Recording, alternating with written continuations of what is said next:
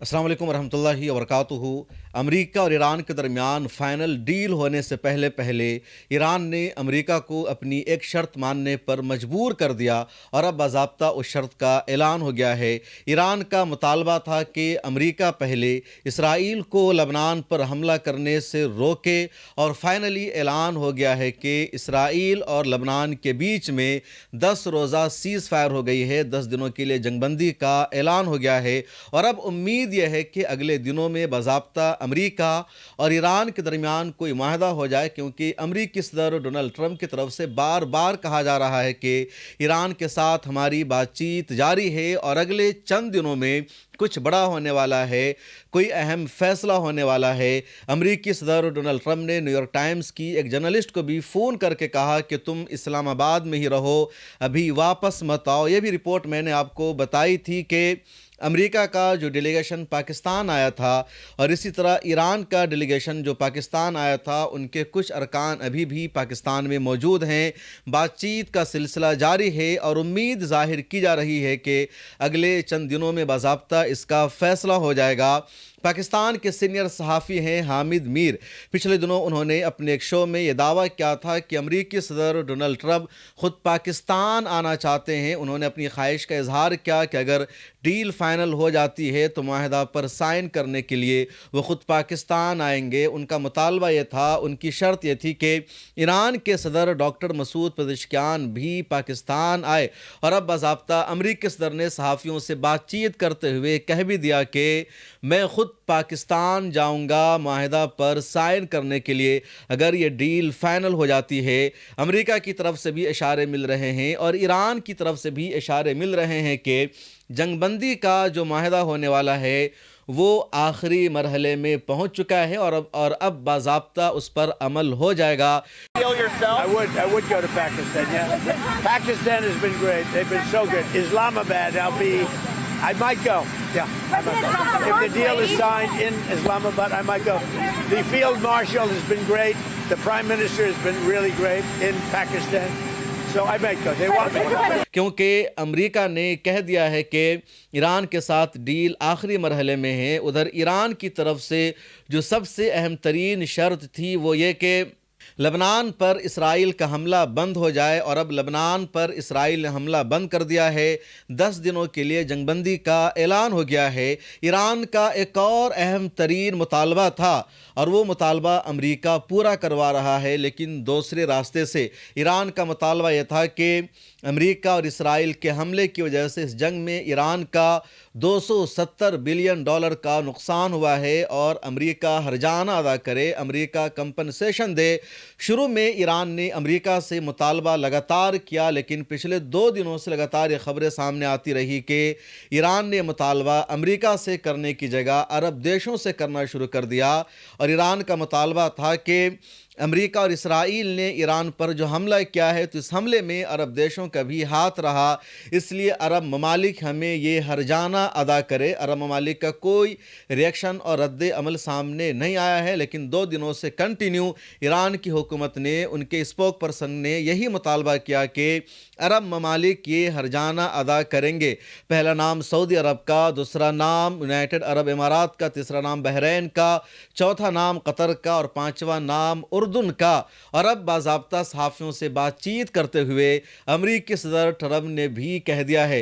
दरअसल सहाफ़ियों ने सवाल किया अमेरिकी सदर से कि क्या अरब ममालिक से आप ईरान का हर्जाना अदा करवाएंगे, पे करवाएंगे? तो ट्रंप ने जवाब में कहा कि मेरा ख़्याल है ऐसा होना चाहिए और कोई पहली मर्तबा अमेरिकी सदर ने ऐसा नहीं कहा है। आज से 15 दिन पहले जब व्हाइट हाउस की प्रेस सेक्रेटरी से यही सवाल किया गया कि क्या अरब ममालिक ईरान का होने वाला नुकसान अदा करेंगे, अरब ममालिक जंग में हर्जाना अदा करेंगे, तो वाइट हाउस की सेक्रेटरी ने एक जुमला कहा था कि मेरा ख़्याल है कि अरब ममालिक अदा करेंगे। और अमेरिकी सदर डोनाल्ड ट्रंप भी इसी तरह सोच रहे हैं, लेकिन वो ख़ुद अपनी ज़ुबानी एक मौका पर इसका इजहार करेंगे। मौका मिलने पर आपसे ख़ुद इसके बारे में बताएंगे कि अरब ममालिक से किस तरह वो इस जंग का हर्जाना अदा करवाने वाले हैं। और अब बाज़ाब्ता अमेरिकी सदर ने कह दिया है कि عرب ممالک اس جنگ میں ہونے والے نقصان کا ہرجانہ ادا کریں گے، وہ ان سے ادا کروائیں گے، ایسا امریکی صدر ڈونلڈ ٹرمپ سوچ رہے ہیں۔ ایک خبر پچھلے دنوں میں لگاتار انٹرنیشنل میڈیا میں چلتی رہی، خبر یہ تھی کہ اس جنگ میں ایران کا جو نقصان ہوا ہے، سیز فائر کی جو شرطیں ہوگی، جنگ بندی کے لیے جو شرائط طے کی جائے گی، تو اس میں ایران کی طرف سے مطالبہ ہوگا کہ امریکہ جنگ میں ہونے والے نقصان کا ہرجانہ ادا کرے۔ ادھر یہ بھی خبر اس کے ساتھ چلتی رہی کہ امریکہ خود اس جنگ میں ہونے والے نقصان کا ہرجانہ ادا نہیں کرے گا، بلکہ وہ عرب کے شیوخ سے، عرب حکومت سے اس جنگ میں ہونے والے نقصان کا ہرجانہ ادا کروائے گا، اور ایران نے اپنی شرطوں میں اس کو پرائیورٹی کی بنیاد پر شامل رکھا، اور 3-4 دن پہلے ایران نے امریکہ سے ہرجانہ ادا کرنے کی جگہ عرب دیشوں سے مطالبہ کر دیا کہ وہ ہمارا ہرجانہ ادا کرے، اور اب باضابطہ امریکی صدر نے بھی اس طرف اشارہ کر دیا ہے۔ حالانکہ اس جنگ میں دیکھا جا رہا ہے کہ خود عرب ممالک کا بھی بہت زیادہ نقصان ہوا ہے۔ اب اس جنگ کا فاتح کون ہوگا، اس جنگ کا ونر کون ہوگا، اس بات کو پوری دنیا جان چکی ہے، لیکن اگر امریکہ ایران کو ڈائریکٹ ہرجانہ ادا کر دے، نقصان کی تلافی کر دے، تو پھر امریکہ کو بھی کہیں پر یہ کہنے کا موقع نہیں ملے گا کہ ایران اس جنگ کا ونر نہیں ہے، بلکہ مانا یہی جائے گا کہ امریکہ نے بھی تسلیم کر لیا ہے کہ ایران نے ہی اس جنگ کو جیتا ہے، اور پوری دنیا میں ایران کی وکٹری ڈکلیئر ہو جائے گی۔ اس لیے امریکہ چاہ رہا ہے کہ وہ اکیلے اس جنگ کا ہرجانہ ادا نہ کرے، ڈائریکٹ وہ نہ کرے، بلکہ عرب ممالک سے ادا کرے۔ ایسے بھی عرب ممالک کا جو روپیہ ہے، ان کے پاس جو نیچرل ریسورسز ہیں، اس کا اچھا خاصا روپیہ امریکہ کے خزانے میں جاتا ہے۔ امریکہ اپنی اکنومی کو ہتھیار بیچ کر عرب دیشوں کے سہارے مضبوط کرتا ہے۔ ایران کا مطالبہ ہے امریکہ سے کہ سیز فائر اسی وقت ہوگی جب امریکہ ہرجانہ ادا کرے، اور اب امریکہ خود ہرجانہ ادا کرنے کی جگہ عرب دیشوں کو ہرجانہ ادا کرنے کے لیے کہہ رہا ہے۔ سے یہ بتانا ہے کہ اگر آپ اپنے علاقے میں کوئی اسکول قائم کرنا چاہتے ہیں، کوئی تعلیمی ادارہ کھولنا چاہتے ہیں، تو برینی اسٹارز فاؤنڈیشن کی مدد لیجئے۔ برینی اسٹارز فاؤنڈیشن بنگلورو کا اہم ترین ادارہ ہے۔ بنگلورو میں اس کے 4-5 اسکول ہیں، ملک کے دوسرے علاقوں میں ہیں، اور اسکول کھولنے میں یہ ادارہ آپ کی مدد کرے گا۔ آپ کا اپنا اسکول ہوگا، آپ کو اپنا پیسہ لگانا ہوگا، لیکن آپ کے اسکول کا نصاب کیا ہونا چاہیے، آپ کے اسکول کا طریقہ کار کیا ہونا چاہیے، کس طرح بچوں کو ٹرین کرنا ہے، یہ ساری ٹریننگ آپ کو برینی اسٹارز فاؤنڈیشن کی طرف سے دی جائے گی۔ ڈاکٹر ولی حیدر برینی اسٹارز فاؤنڈیشن کے ڈائریکٹر اور چیئرمین ہیں۔ دنیا کے 35-40 ملکوں کا دورہ انہوں نے کر رکھا ہے، اور انہیں اندازہ ہے کہ مونٹیسری میں کس طرح بچوں کو تعلیم دی جائے، کس طرح بچوں کی تربیت کی جائے، کیسے بچوں کو آگے بڑھایا جائے۔ تو آپ یہاں اسکرین پر دیے گئے نمبر پر رابطہ کر لیجئے۔ ڈاکٹر ولی حیدر کی طرف سے آپ کو مکمل سپورٹ ملے گا، ان کی ٹیم آپ کو گائیڈ کرے گی، اور اس سے بہتر موقع آپ کے پاس کچھ اور نہیں ہو سکتا ہے۔ ایران کے موجودہ سپریم لیڈر مجتبیٰ خامنئی کے ایڈوائزر اور مشیر محسن رضائی کا یہ بیان بھی سامنے آ چکا ہے کہ میری رائے یہ ہے کہ جنگ بندی ایکسٹینڈ نہ ہو، بلکہ دوبارہ امریکہ اور اسرائیل پر حملہ شروع ہو جائے، جنگ جاری رہے، تبھی امریکہ کی ہیکری نکلے گی، امریکہ کو اس کی اوقات کا پتہ چلے گا، کیونکہ امریکہ جیسے دیش پر بھروسہ نہیں کیا جا سکتا ہے۔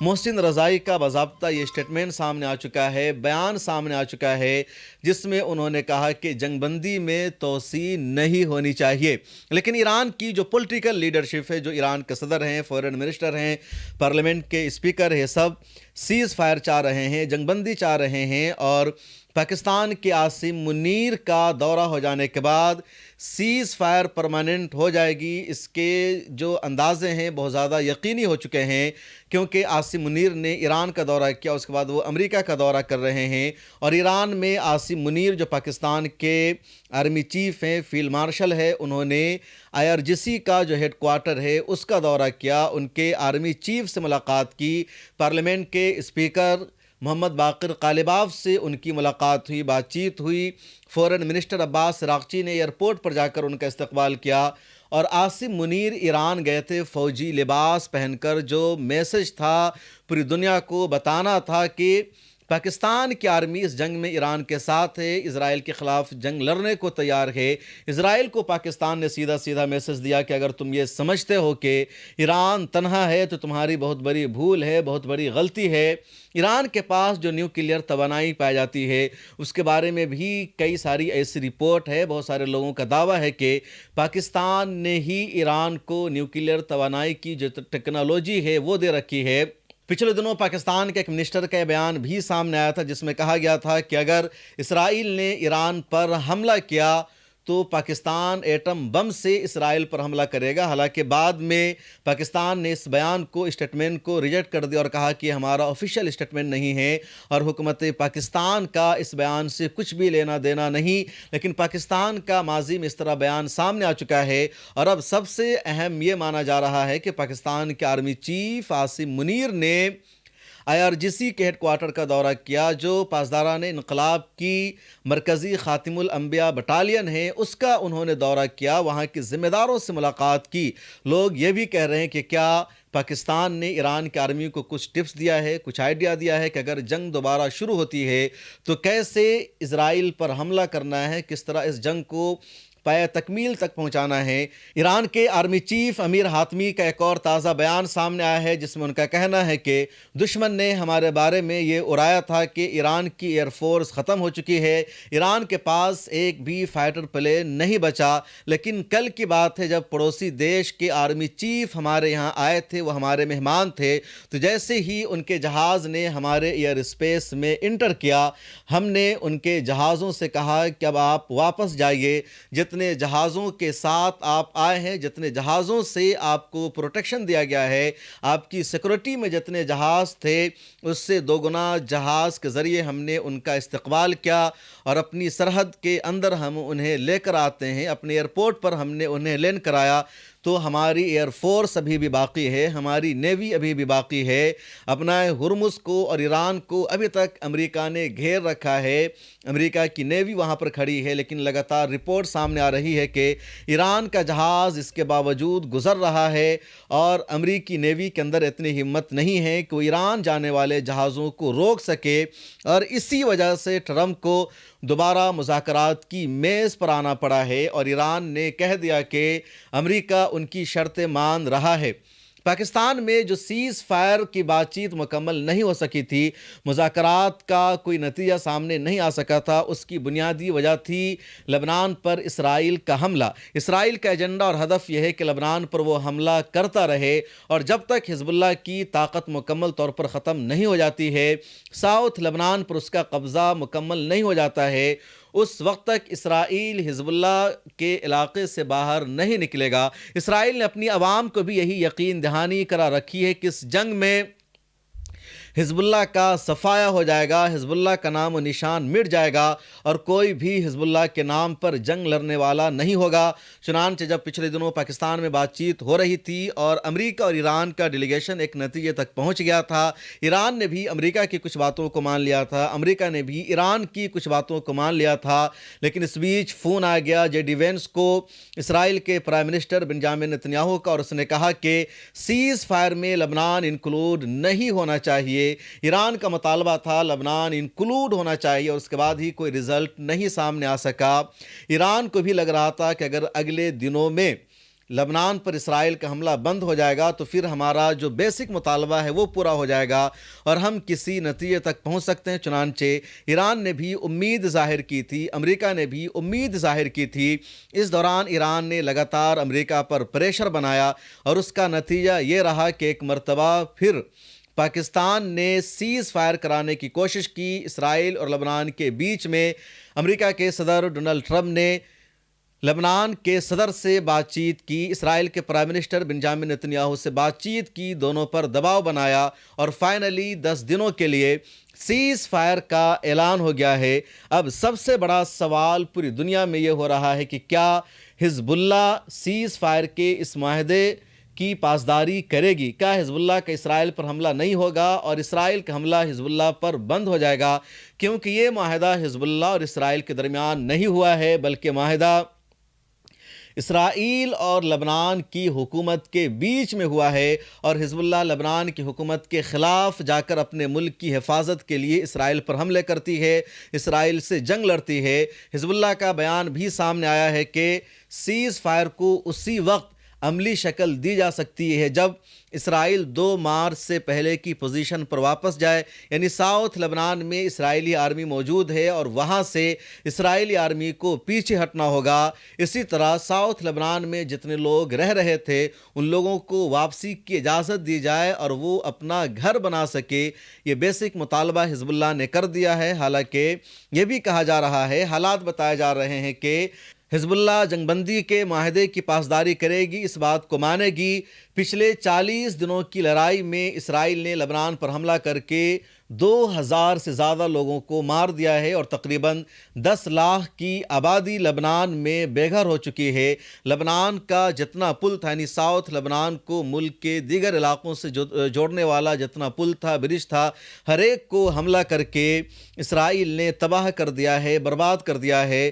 لیکن جو سب سے بڑی خبر ہے وہ یہ ہے کہ امریکی صدر ڈونلڈ ٹرمپ نے پاکستان جانے کی خواہش کا اظہار کیا ہے، باضابطہ تذکرہ کیا ہے، اور حامد میر نے 4-5 دن پہلے ہی بتا دیا تھا، اور اب امریکی صدر کہہ رہے ہیں کہ میں خود اسلام آباد جاؤں گا ڈیل پر سائن کرنے کے لیے، معاہدہ پر دستخط کرنے کے لیے، اور ہو سکتا ہے کہ امریکی صدر پاکستان پہنچ بھی جائے، کیونکہ ڈونلڈ ٹرمپ کچھ بھی کر سکتے ہیں، کچھ بھی پوسیبل ہے۔ آپ کو کیا لگتا ہے، کیا امریکی صدر پاکستان جائیں گے یا نہیں جائیں گے، یا یوں ہی امریکی صدر بول رہے ہیں؟ اپنی رائے لکھیے۔